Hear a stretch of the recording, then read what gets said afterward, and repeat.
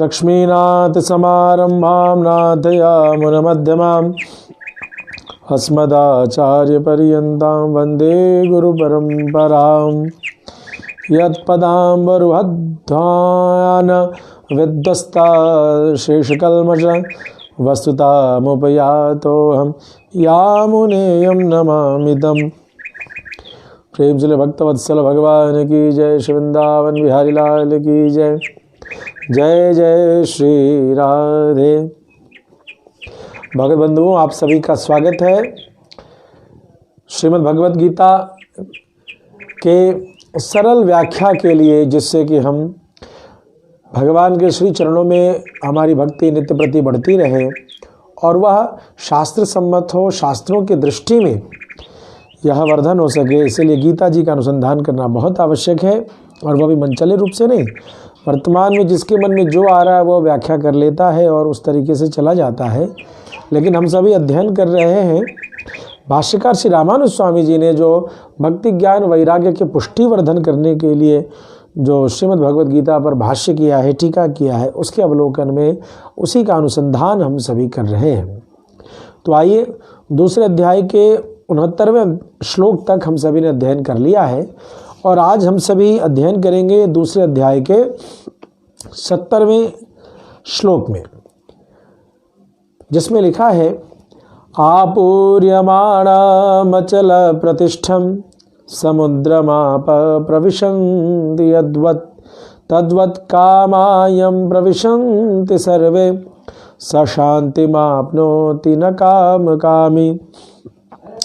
जैसे सभी ओर से भरा पूरा जो अचल प्रतिष्ठा, जिसकी कोई महिमा कभी घटने वाली नहीं है, उस समुद्र में जल प्रवेश होते हैं, जल आती है, अलग अलग नदियां के जल प्रवेश करते हैं, लेकिन उसे जल की, समुद्र की सीमा का कोई वर्धन या संकुचन नहीं होता। वैसे इस पुरुष में भी जो योग साधक है, जो गीता जी के मार्ग पर या भगवान के सदुपदिष्ट मार्ग पर चलने वाला जो योगी है, जो साधक है, उसमें भी ये संसार के जो अलग अलग विषय हैं वो आते हैं, मगर उसमें कोई परिवर्तन नहीं होता। वही शांति को प्राप्त करता है, वह भोगों की कामना नहीं करता। We are here to listen the description as per भाष्यकार Shri Ramanuja Swami ji on the text of Shrimad Bhagavad Gita, and we are here with the 70th श्लोक from chapter 2, in which Bhagavan Shri Krishna ji is saying, Lord Krishna is saying to Arjuna that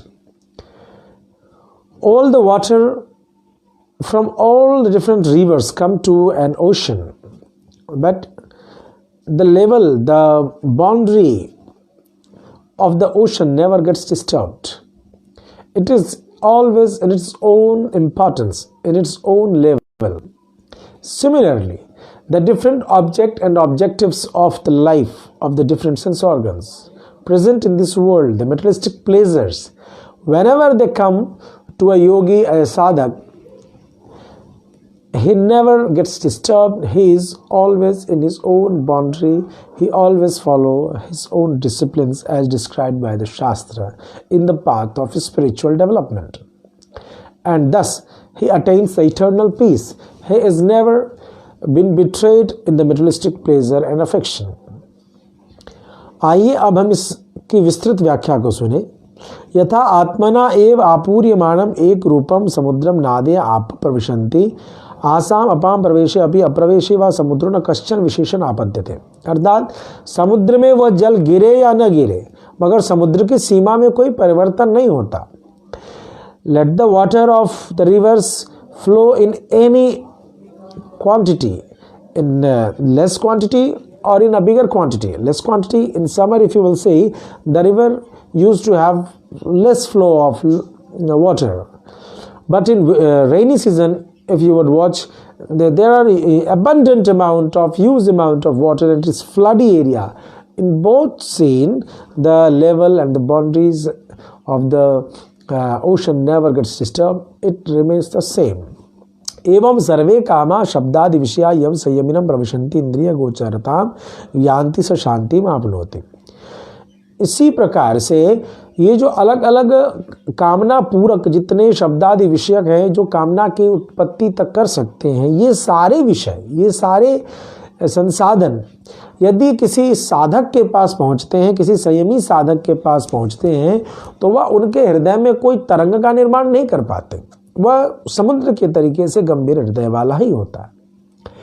In the same way, all the materialistic pleasures which can create affection, which can create attraction in mind of a common man, but in the scene of a yogi, a sadhak, a disciplined person, a disciplined sadhak, these all materialistic pleasures just come and join with that sadhak, but never could create any affection, any, you can say, there is no any such fluctuation in his principles of life. He remains on the path of eternal peace, and he will continue his development in the path of spiritual path. Next he says, Shabdadishu indriya gocharatam apanneshu anapanneshu cha swatmavalokana triptya eva yona vikaram apnoti saiva shantim apnoti ityartha. अभिप्राय इसका यह है कि इंद्रियों के द्वारा शब्दादि विषयों का सेवन किए जाने या न किए जाने, दोनों अवस्थाओं में भी जो पुरुष अपने आत्म साक्षात्कार से सदा तृप्त रहने के कारण एक स्थिर मन की प्राप्ति करता है, वह कभी भी किसी विकार को प्राप्त नहीं होता, वही शांति को प्राप्त होता है.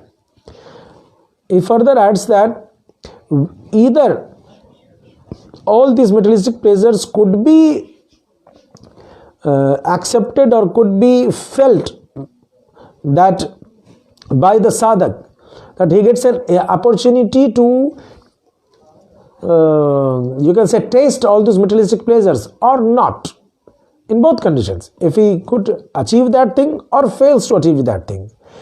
A sadhak with a, you can say, with a peaceful mind never gets betrayed in both situations. He remains fixed.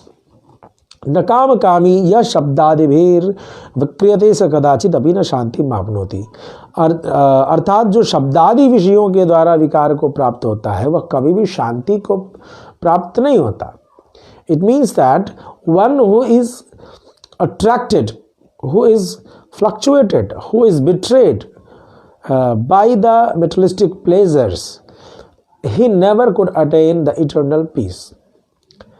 71वें श्लोक में भगवान श्री कृष्ण कहते हैं, विहाय कामान्य सर्वान् पुमांश्चरति निस्पृह निर्ममो निरहंकार स शांतिमधिगच्छति.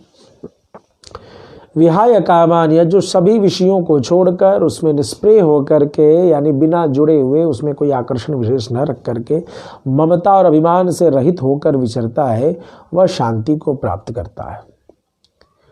इन 71st श्लोका भगवान Shri Krishna ji is saying, who is qualified to attain eternal peace? The person, the sadhak,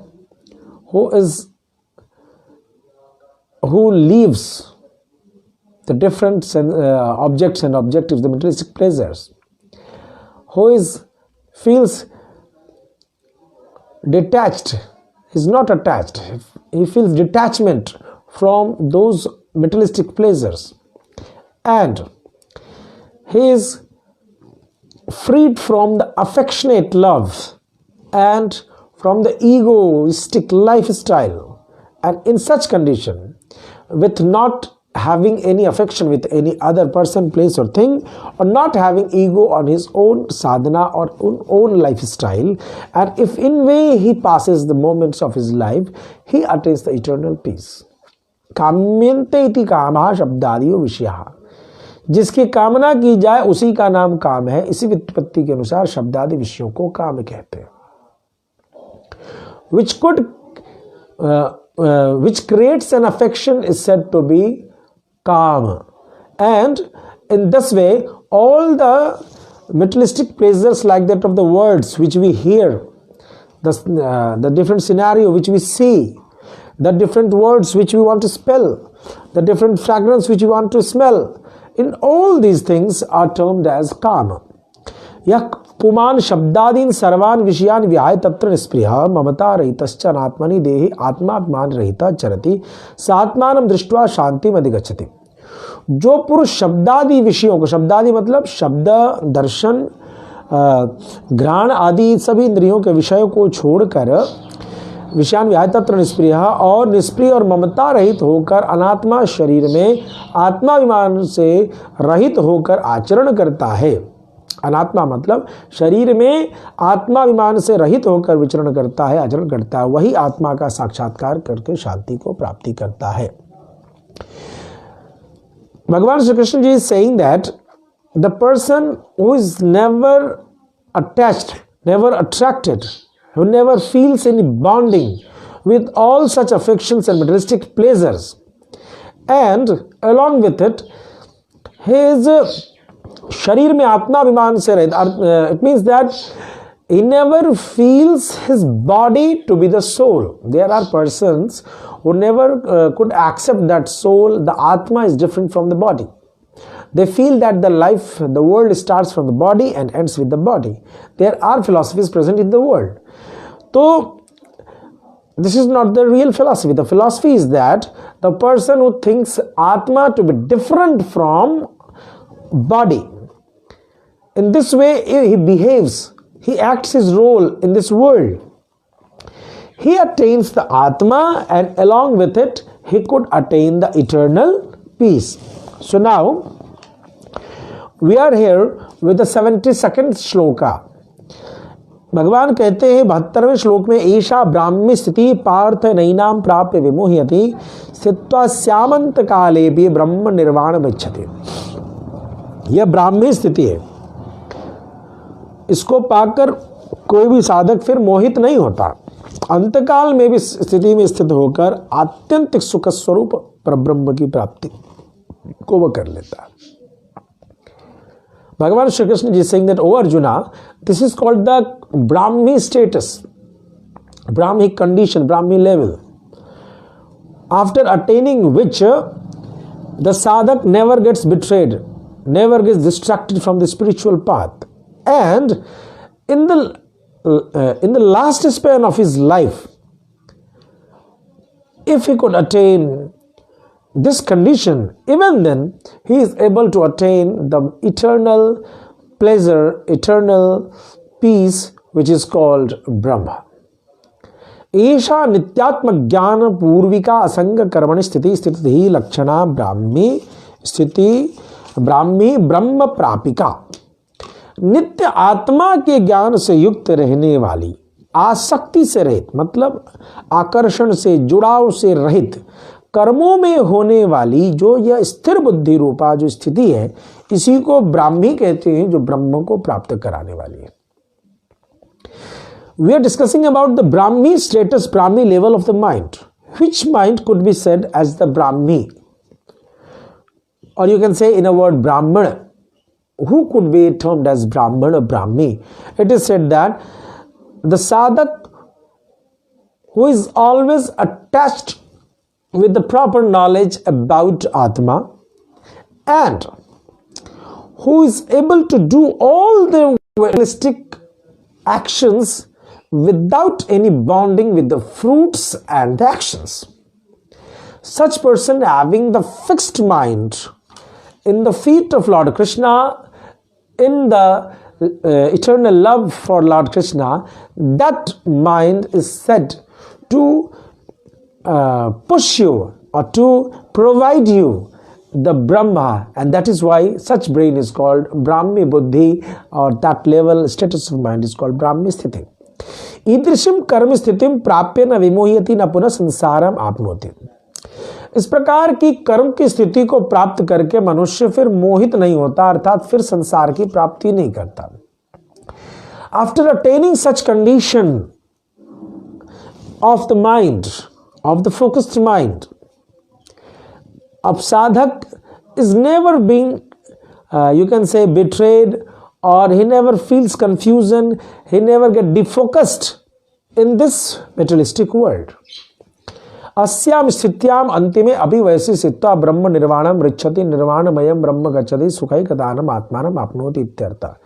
इस प्रकार की ब्राह्मी स्थिति होने पर अंत में सुख स्वरूप, एकमात्र जो सुख स्वरूप, परम सुख स्वरूप जो ब्रह्म है, उसकी प्राप्ति वह साधक कर लेता है. After continuing on this path, at the last moment, till the last moment of his life, a sadhak, you can say, gets an award, gets a moment to feel that eternal bliss called Brahma, which is the eternal pleasure abode. एवं आत्मयाथात्म्यम युद्धाकस्य च कर्मणा तत्प्राप्ति साधनताम अजानता शरीरात्मक ज्ञानेन मोहितस्य तेन च मोहेन युद्धात् निवृतस्य तन्मोह शांतये नित्यात्म विषया सांख्य बुद्धि तत्पूर्विका च असंग कर्मानुष्ठान रूप कर्म योग विषया बुद्धि स्थित प्रज्ञता योग साधन भूता द्वितीय अध्याय प्रोक्ता. दूसरे अध्याय में क्या कहा गया है या दूसरे अध्याय को हमें क्या जानने के लिए सुनना चाहिए? दूसरे अध्याय में आत्मा के यथार्थ स्वरूप की चर्चा की गई और कर्मणा तत्प्राप्ति साधनताम, वह कर्म जिससे उसकी प्राप्ति की साधना की जाए, उसकी प्राप्ति हो सके उस आत्मा की. इस बात को न जानने वाला, जानता शरीरात्मक ज्ञान, आत्मा को, शरीर को ही आत्मा समझ करके मोहित होने वाले जो अर्जुन है और उसी मोह के कारण युद्ध से वह निवृत्त हो चुका, युद्ध से भागना चाह रहा है और भाग करके तन्मोह शांतये, भाग करके वो गांडीवादी छोड़ करके सभी अर्जुन जाना चाह रहे. उस मोह की शांति के लिए भगवान ने नित्य जो आत्म विषयक जो सांख्य बुद्धि है उसका तो उपदेश दिया ही दिया और साथ में असंग यानी कि कर्मयोग से असंग कर्म, जिसमें कर्म और फल से विरहित हो करके अपने धर्मानुष्ठान कर्मानुष्ठान को करने का उपदेश भगवान ने दिया. ऐसे बुद्धि की प्राप्ति कराने वाली बुद्धि का वर्णन किया है. We are now closing on the second chapter. What had been discussed in the second chapter is that we are able to get the exact form of Atma, exact description of Atma, and along with it Bhagavan Shri Krishna ji had said for Arjuna that this role of warrior in Mahabharata will be a way to attain that eternal peace. In similar way, you should do all your actions as per your responsibilities, as per the role that God has provided to you. The scene was that Arjuna was confused from his actions, that he was thinking the body as the main root of all the actions. Thinking body as in the main role in place of soul, Arjuna was confused from the actions which was prescribed for him according to the Shastra and in the situations, such situations. To remove all such confusions, Bhagavan Shri Krishna ji had described about Sankhya Yoga, which is discussing about all the qualities of Atma, which describes Atma, and along with it, further he had described about the actions prescribed in the Shastras, that a doer should perform his actions as prescribed in Shastra with a mood which is detached from the actions as well as the fruits overcomes from all such actions. He should be in a detached mood. Either he gets the fruits or not. Either he gets success or not. Either he fails or pass. He needs to do all such actions which had been described in the Vedas for him in such situation.